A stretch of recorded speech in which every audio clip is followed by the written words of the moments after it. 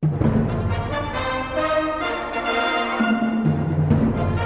everybody, Matt McCarthy for Rugby Wrap-Up at the Yogi Berra Baseball Museum in Montclair, New Jersey. That's right, we are at a baseball museum for a rugby town hall. And with us is Mr. Dan Payne, the CEO of USA Rugby. Also joining us will be Mr. Steve Lewis, the former director of Pro Rugby, and Tess Feury, who actually had her own segment but was kind enough to stay for Mr. Payne's. And with that, let's go inside for our town hall. Mr. Dan Payne, come on downtown. I think we can sit, yeah. We have an imaginary friend sitting between us. You can picture the person that you'd like. Where's Tess? Where's Tess? Come on back. Tess, come on, fill the seat. Come on, yeah. There'll be more questions and more things that you can contribute on. You can make some sense of this. So, Dan, you're the CEO of USA Rugby. Yep. You've made it a point to be accessible to people. You did a Facebook Live event. You're here now. I think everybody here is pretty pleasantly surprised and relieved to see that, and we thank you for it. How about a little applause for Dan? But I'm going to turn it over to you now, so go ahead. Well, I think, thank you first and foremost. Thank you to everybody that's here. Great job. I feel terrible that I have to follow that. I think that was phenomenal, especially the part about your family. But I think to dovetail on what you said, I don't actually feel as though I'm making myself accessible. I feel like I'm doing the job because I work for everybody that's in this audience. You know, I think that's something that's very important to me. Is right now I'm just able to be the person that's carrying the baton, so to speak, for USA Rugby as the CEO. But that responsibility brings with it carrying the baton for everybody throughout the country that does everything that what Rugby New Jersey and everybody here is doing. So. These events actually inspire me and drive me, throughout the next couple of weeks until another one will come up, because you can lose the plot. I shouldn't say plot, the purpose sometimes when you're getting bombarded with emails in Colorado and you're getting I don't get the chance to. The first time I ever met the Furies was on a rugby field at 9 a.m. and I was lining the field down in Marietta, Georgia. I don't get that opportunity anymore. I used to love lining the field because regardless of how your week went, on Saturday morning when you're lining the field, however many dozens or 40 or 50 young men and women are going to enjoy the game because of the parameters you're putting out there. Now I kind of feel like I have to I'm lining the field, but on a broader scale, I guess, so to speak. You lose the touch. Do we have a field he can line tomorrow morning? When was the last time you? When was the last time you lined a field in New Jersey? How you doing? Never. But I did live in New Jersey for a year. I think I spoke to most people about this. The last time I lived in Hoboken, New Jersey for a year, and Friday nights were a lot different than this Friday night. But yeah, it was a great year after I graduated college. It was how I got exposed to rugby to begin with. I was training for wrestling at the New York Athletic Club, living in Hoboken, and ran across some AC players that turned me on to, they told me to come down to Van Cortlandt Park on Saturday. Old Blue was playing, I think it was the third side game was the Rockaway Fishheads. Does that sound right? Is that correct? So Rockaway Fishheads. The Rockaway Fishheads and the Johnson brothers. That was on the Rugby Bob and George. Yeah, they were George was on raised the flag at 9/11. Yep. So they actually were part of the first game I ever played in. Third side game in Van Cortlandt Park. So probably Artie Fitzpatrick might have been in that one. Here in North Jersey and New York. So. A lot of grass on that field. A lot of glass. Yeah. Did you say? Oh, did you say? He said glass. I think he said grass. Yeah. We say that to the foreigners. Yeah. So you have the opportunity to make your stamp, so to speak, on USA Rugby. What is the Dan Payne stamp going to look like 5 years from now? I think, to be honest, what I'm most passionate about is to really beat the drum for 5 to 13-year-old rugby. You know, we talked about, there's a lot of things we have to do as a national governing body, but one of the things that's really resonated with me, and I think some people said it up here when we were talking about Tess, Tess is one, possibly 2 women on our national team that played under the age of 10. Not even if you say 4, but probably under the age of 10. And it would be the same on the men's side, and yet we're competing in the Olympics and we're trying to do all these large-scale things. When we go, one of the great privileges I have is to go to the United States Olympic Committee meetings in Colorado Springs every month. And a lot of the other sports, the mature Olympic sports, are talking about membership, and they're having, membership drops off after the age of 13. About 35 to 40% because of specialization of all mature sports they lose 35% of their membership at the age of 12 to 13. They just go and they specialize or they stop playing. Well, our average age of entry is 19. As a sport in our country. So, that can that we've got to drive that lower. And until we drive that lower, we can't expect people to learn the nuance. And like your coach said, you've played more games because you started so young, and you don't think about it when you start that young. You just learn the way you should play, and you get those reps in that you need. So, I think that's one thing I really, really want to really try to drive home is we always get enamored with the top level, the elite level, and it's important. But we can't continue to always just focus on the top level without doing the investment. I call our youth rugby as our 401k. And we have to put away now to be able to reap the rewards 10 and 15 years from now. So that's something I think that I'll probably hopefully, continue to push here. Like everybody, if we had 1,000 Morris Rugbies out there, or even 25 throughout the country, we'd be in a great spot, I think there was a great... So... There's a question up here. Yeah, I'm ignoring him for right now. Because I don't have any retention span, so I'm going to forget my question. So Tess, you could probably chime in on this as well. Specialization. In America now, it seems as though we've gone crazy with our kids in making them specialize in a sport.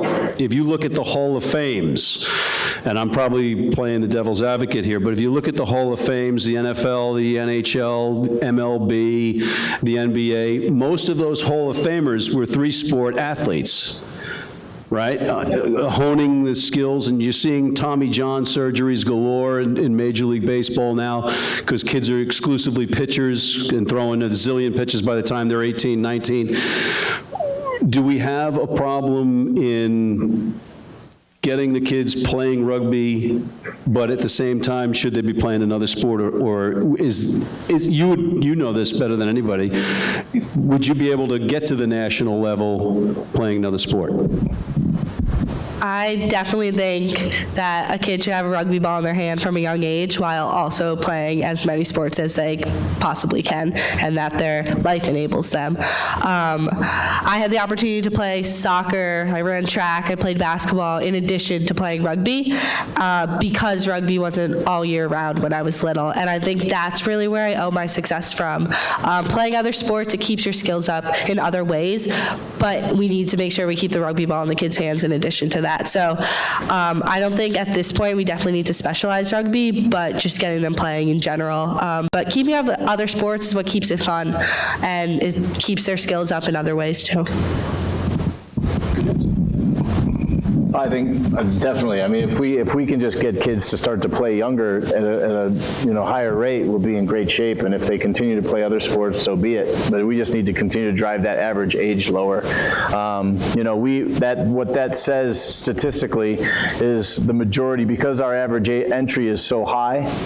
that we're not even in the majority of the ballpark for the decision making at 13 for those kids that specialize, so we're getting kids after that for whatever reason, normally didn't choose one sport or the other, so that usually the more athletic kids are choosing something else at 13 just because they haven't been exposed. There's an interesting example, and it would probably be a little bit different here. It definitely would be with Tess here and several others, but when at the Chicago game, was anyone at the last afternoon luncheon? When Chicago, do you remember you remember what I did there when everyone stood up? And it's a great example, and I've been using it. This is about the 10th one of these town hall / get-togethers that I've done since I started in August. And the Lost Afternoon Luncheon was pretty big, and I started doing it since then. There were 500 people. If you can imagine, it was a large fundraiser, and there were 500 people in this big hall in Chicago for the New Zealand-Ireland game. And we had everybody stand up. Because where I usually start to intertwine this in now is when people say, how do we get to be a top 10 country? How do we beat Scotland? How do we compete with Japan and these other countries? And which is fair, right? We want to keep asking that question. But we had 500 people stand up, and I asked everybody to sit down that had never played rugby before. So of the 500, probably 75 people sat, right? Some were wives, some were just sponsors that were there. Then I asked the people that played in college, if you started playing rugby in college, please sit down. And about 150 people sat down. And then I asked if everybody, remember there's 500 total, I said everybody that started playing at 13 years old or after, please sit down. And about another 125, 150 people sat down. And there were about 75 people still standing. You were probably still standing, weren't you, Steve? So still standing, and they're all looking around like, well, this is pretty stupid. There's 75 of us still standing. This doesn't make a point whatsoever. And everyone's kind of looking around. I said, if you were not born in America, sit down. Boom. So of 500 people, that answered the question, right? And that's kind of... All sat down. Yes. And that's kind of how, to your point, that's where we need to continue to start, right? We need to keep investing in our 401k, and we can keep asking the question, and we want to compete at the top, but we also have to focus on the bottom, the lower level of our membership pyramid. It's our smallest segment of our membership, 5 to 13 years old, and it should be our largest. So. Question to the top. The question was basically about my kid does karate, baseball, and football, and hockey. I'm just wondering, what's your plan to say, come join rugby because, boom, here's it? That's where it really comes up to the local communities and the people that can drive the values of our game. I think there has to be that attachment that we know we're all irrationally passionate because we've been exposed to rugby, right? We have to understand, we know that that's contagious, and we have to let it infect other people, and we have to we have to just be those that are out there doing it. When you guys started here, somewhere along the line, how many youth are here 5 to 13 now in Morris? 1,000? Close to it, yeah. Wow.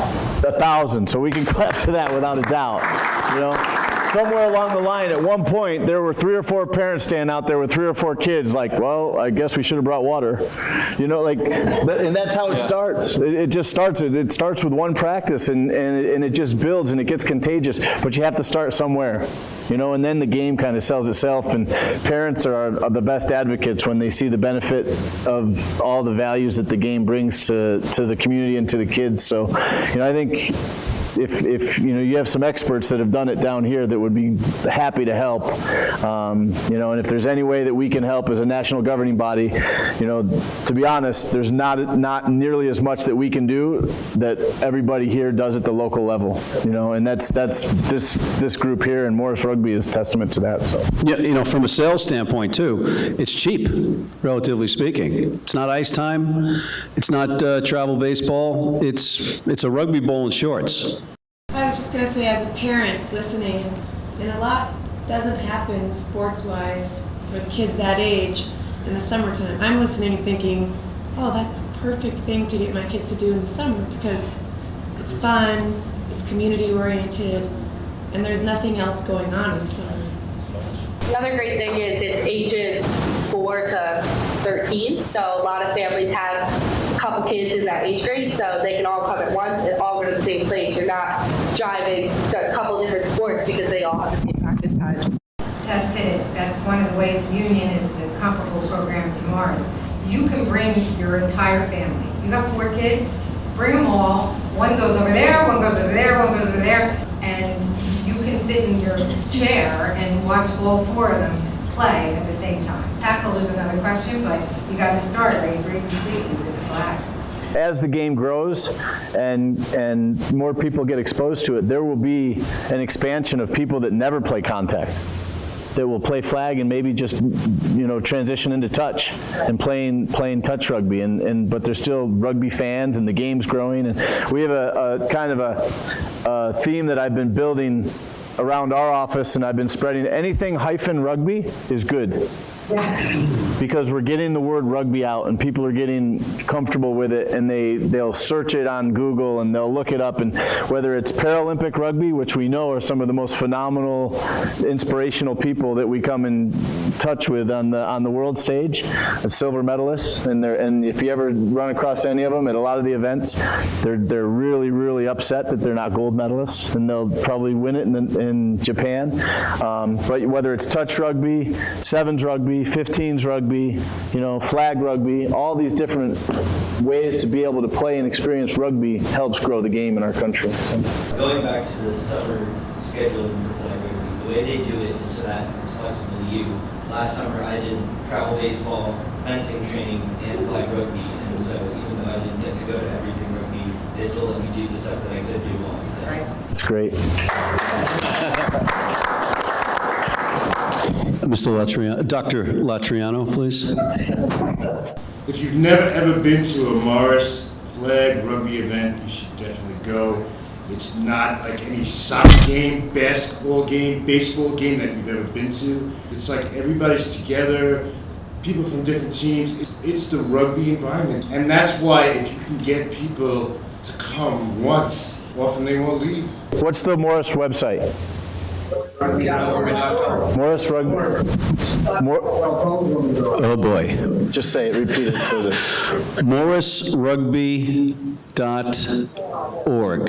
morrisrugby.org for the folks at home. Perfect. Good. And now that we have some NCAA collegiate programs for the women, it seems to be helping them, at least for me as a women's high school coach. If you're all in, you're going to play rugby, you have a good shot of playing collegiate rugby, maybe even getting a scholarship. But for the guys, there's a lot less out there. So what can USA Rugby do, or all of us do? Because what happens is they love it, and then they go back and they chase their soccer or baseball, football scholarships for college, and we have nothing wrong. Yeah, and I think that'll be something, that because there's not that allure, to subsidize their tuition, or do those sorts of things.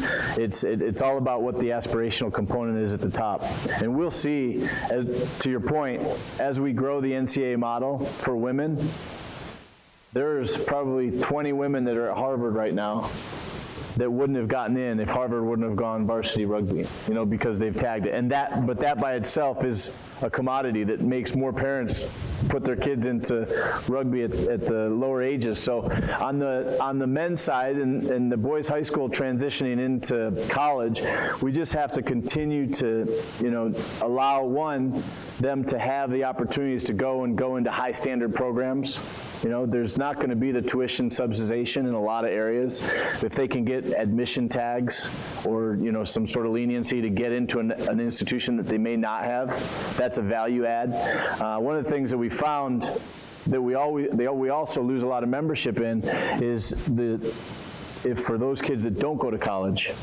There's a lot of boys that will play high school rugby, and if they don't go to college, their only option is men's club, and at 18 a lot of them will go to a men's club situation, and because of the disparity in age and size and a variety of different things, they just drop off and we lose them completely. So we're trying to look at a model of how we can tag on a U20 option and build that. The problem becomes then who do they play? We're looking at all those solutions. We just have to keep people in the game longer. To pick up on what Tom was talking about, I know some of the colleges on the boys' side, some of them do offer in-state tuition. Is there any push by USA Rugby to ask these universities to offer that? I think what usually will happen in a lot of those cases is it's got to be driven by the university itself. And if their business model supports added tuition or added enrollment because they can offer rugby and people are now choosing that university, the problem becomes a lot of our major universities aren't hurting for enrollment, right? They're impacted. Penn State has, exactly, so some of those larger universities, they don't have, the need for that tuition revenue or the incentive to bring that person to campus. So I think the answer probably, which may get into another question, but the true answer is the layer above college. And if there becomes a very robust pro option, it will allow more kids to see that, wow, I'm going to play at a high level in college and then have an output that I can go into afterwards because there's a professional option and there might be a way that I can make a living at this for a certain amount of time when I'm done. So that's actually probably more realistic than getting tuition, because obviously we know there's a lot of barriers on the men's side from a tuition perspective. Yeah, well, so will I, for sure.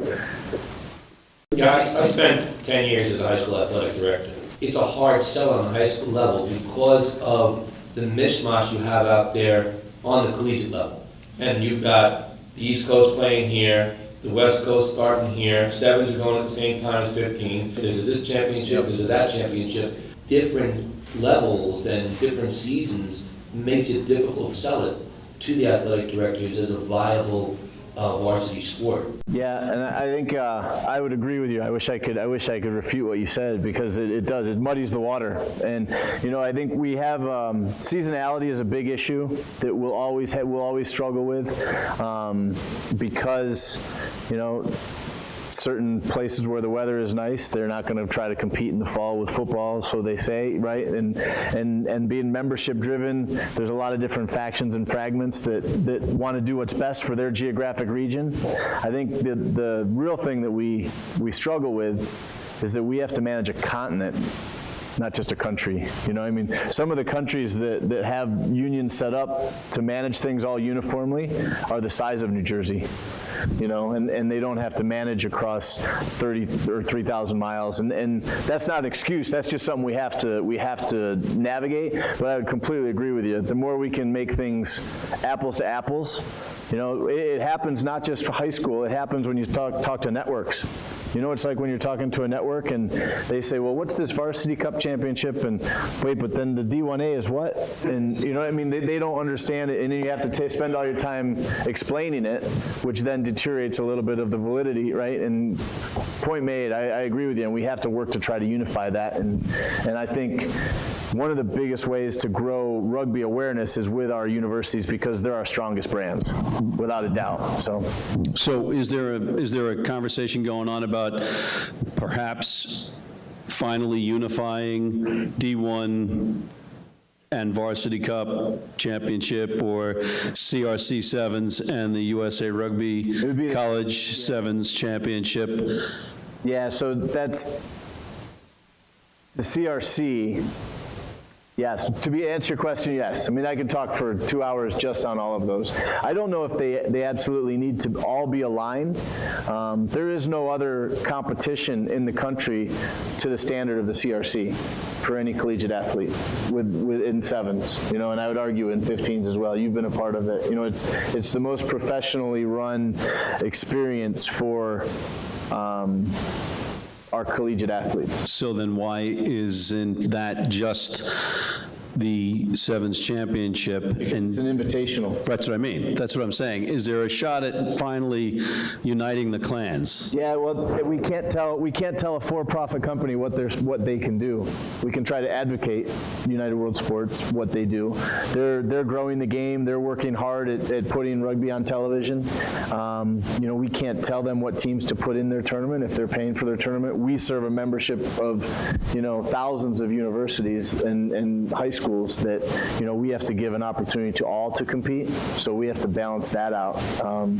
How much of it has to do with perhaps personalities not getting along in the past that might not be an issue anymore? I think I would say that I can't speak to the past because I don't know, but I can speak to the current situation. We have a very good working relationship with United World Sports. John Prusmack has invested more money in United States rugby, than anybody in the history of time. So, and I'm very respectful for that and what they continue to do, not just with the CRC, but also with Vegas and the USA Sevens.